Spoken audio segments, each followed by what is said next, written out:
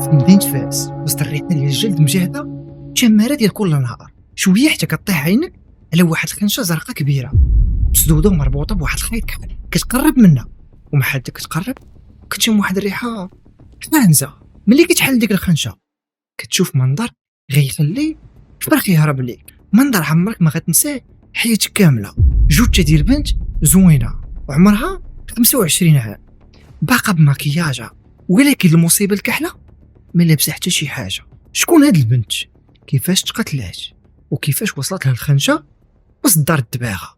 مرحبا بكم في قناة أيوب موقيت، فين كنحاولوا نوصلوا العمق ديال الجريمة المغربية، وهذا المحتوى بالأساس للعبرة ماشي غير للترفيه. وكيف ديما واحد حدا واحد هي 11، كون واحد تيخلي متابعة القناة باش تولي من 11 يساهموا في هذه القناة. ونبداو في تفاصيل القضية ديال اليوم.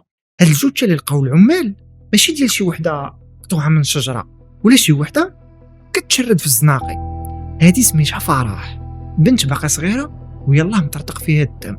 فرح كانت مزوجة بواحد السيد سميتو محمد،